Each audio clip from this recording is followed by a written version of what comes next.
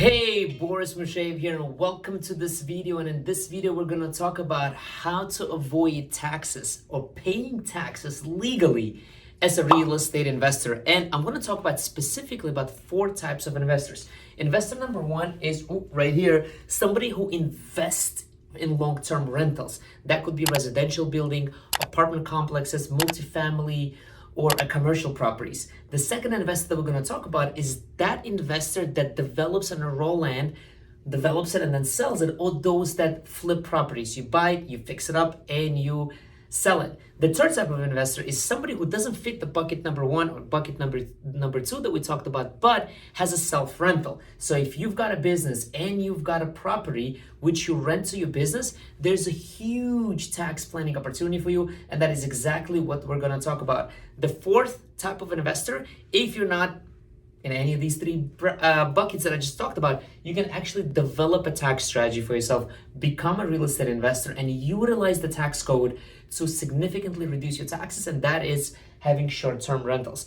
On top of that, for each one of those four investors, I'm going to talk about the power of depreciation, avoiding the 3.8% tax. Hey, this is important. I've seen that missed a lot with other businesses. And develop a strategy that works for you. Regardless of which type of real estate investor you are, we're going to develop a strategy for you. We're going to talk about developing that strategy. Now, look, this is going to be probably the best video I made about the real estate investing and reducing taxes as a real estate. That is what a lot of rich people do that have real estate in their portfolio. They have it for a reason.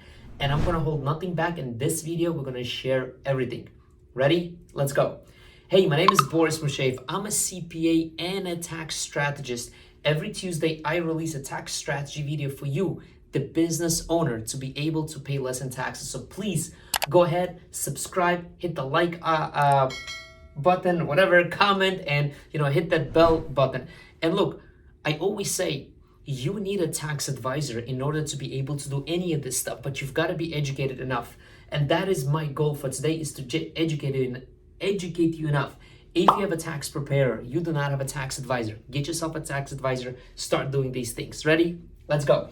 Okay, awesome. So let's start with understanding the difference between passive income and passive losses before we even talk about all of these things. Now, by default, when you invest in real estate and you derive income from it, by default, that is considered a passive income.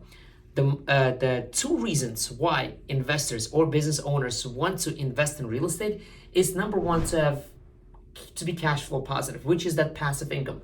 But number two, to have a paper loss, meaning to say your real estate will incur a lot of losses for you, but that is thanks to a depreciation.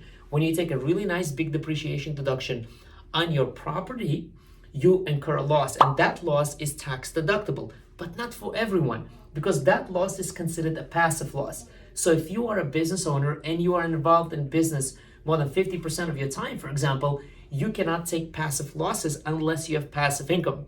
Hey, Boris Musheyev here. Sorry for the quick interruption. 5 seconds, I promise. I want to make sure you get your free PDF, 7 write-offs every S corporation business owner must know. The link to this free PDF is in the description below. That's it. Thank you so much. Continue watching. So qualifying yourself as a real estate investor to meet the IRS tax code, that is the key in developing this strategy. So understand that passive income, passive losses are not same as active income, active losses. But if you are a real estate investor that has investment properties such as residential properties, commercial properties, apartment complexes, well, you can actually qualify yourself as a real estate professional under the IRS tax code. Now, what does that mean? In order for you to qualify yourself for that and to become that real estate investor, to take that huge depreciation deduction against your other income, is you've got to qualify as a real estate professional. Now, you've got to meet two tests to qualify as a real estate professional. The test number one is that you have to spend more than 50% of your personal services, of your time during the year, in real estate. Overall, just being involved in real estate. That is usually a hard test to meet when you also run a business. Like, for example, I run a tax practice here in New York. We have a tax advisory firm, and we always scream and I always yell, say, hey, If you have a tax preparer, you do not have a tax advisor who's planning you a tax strategies, right? So that is my business. I spend way more than 50% of this. I don't qualify as a real estate professional to be the investor number one in this bucket right here, but I can make myself qualify. There's a lot of workarounds around it. For example, if you have a spouse, your spouse can qualify. You can combine her losses with your income and take those losses as a deduction. Now, that is to be as a real estate professional. And you have to spend at least 750 hours to qualify as a real estate professional. Now, who qualifies for this the most? If you are a real estate broker, or you're in construction business, or you are a real estate agent, you actually already qualify automatically, for the most part, as a real estate professional. Now you've got to start developing a strategy for yourself and start investing in real estate. Meaning, for example, I speak to a lot of brokers and agents and people who are in construction. Like, do you own real estate? Like, no. I'm like, you're in the best position ever to be able to qualify yourself. You already qualify as a real estate professional under IRS tax code. Now you've got to start investing in your own real estate. Start buying residential properties or multifamily homes or even apartment buildings if you can afford it. And you probably can if you use the debt right. All right. Now what happens is that then you have to materially participate, which is put in at least 500 hours into your rental properties. Now you might say, Boris, well, I only have one residential property, or I have like 10 residential properties, single family homes. I don't spend 500 hours in each one of them. That's okay. IRS says that under the tax code, section 469, you can combine those as a one activity, which will qualify for material participation. Combine that with using a depreciation, the power of depreciation. You can actually also use accelerated depreciation using cost segregation studies on your real estate. So think about that. If you are a real estate agent, for example, or you're in construction or whatever, you're involved in real estate, you've got like $1 million of income coming in. Would it be nice to offset your tax liability of that income to almost nothing by investing in real estate? Once you know how this works, this is actually super absolutely legal, and you repeat your strategy. Once you develop that strategy, you repeat it every year going forward so that you can qualify for this huge deduction and to avoid taxes as a real estate investor. Another thing, if you are investing in rental properties, guess what? Every investor, when they meet certain income thresholds, I think it's like more than 250,000. Don't quote me on that. If you make more than that, you have to pay what's called 3.8% net investment income tax. Now, this income tax was created as a result of Affordable Care Act when President Obama took office, and they did the whole Obamacare Act. They wanted to make sure that the health insurance, the insurance companies gets paid, and all this stuff that they did. So they invented the 3.8 net investment income tax. Hey, Boris Musheyev here. Sorry for the quick interruption. 5 seconds, I promise. I want to make sure you get your free PDF, 7 write-offs every S corporation business owner must know. The link to this free PDF is in the description below. That's it. Thank you so much. Continue watching. If you've got investment income, you have to pay that tax. Well, guess what? If you qualify as a real estate professional, now your real estate activity becomes a regular business, trade or business. It becomes it becomes active income. And what's happening when you have an active income? You don't pay extra 3.8% tax. We've actually caught this when we did the 3-year look back. Yeah, so we caught that for our tax advisory clients where their tax preparer, somebody who puts the right numbers in the right boxes, that was not really the right box, they checked off the 3.8% tax, which was not supposed to be. It's like a checkbox, and they ended up paying. We ended up amending those returns, getting the money back for our clients. So make sure you watch out for this and develop a strategy for yourself.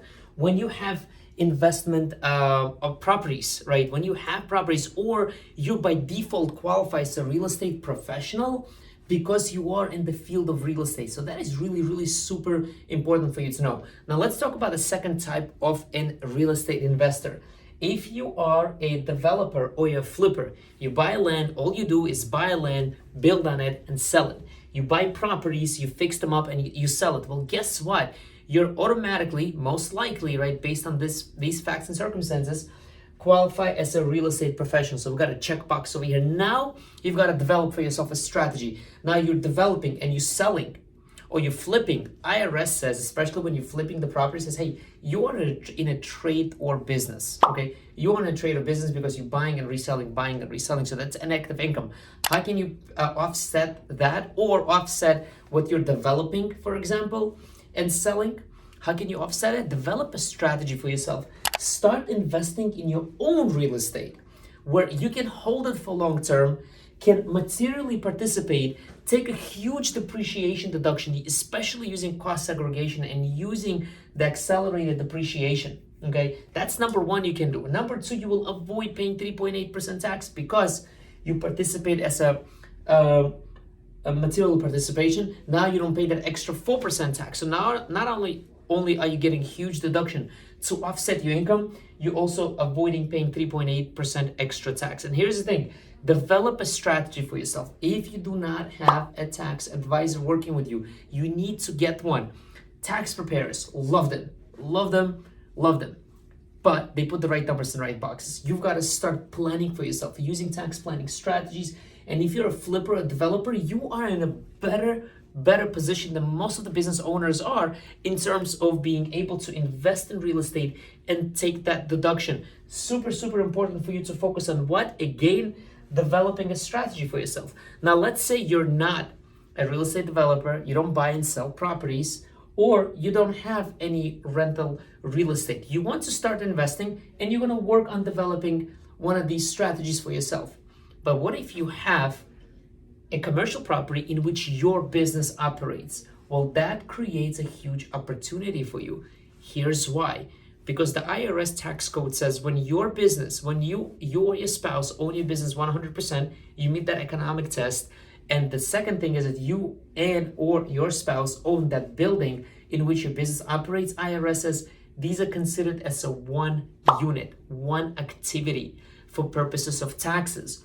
So any losses generated by that building in which your business operates is not a passive loss, because that loss can now be deducted against your business income. Again, you have to make appropriate 469 election, a grouping election. You're basically letting the IRS know, I'm grouping both of these together. Now, again, you're going to use the power of depreciation to create a paper loss for yourself.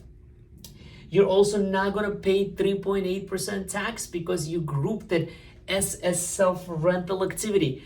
We were just able to save somebody $30,000, and not save going forward, recoup back $30,000 for prior year because this checkbox was checked off incorrectly on a self-rental strategy.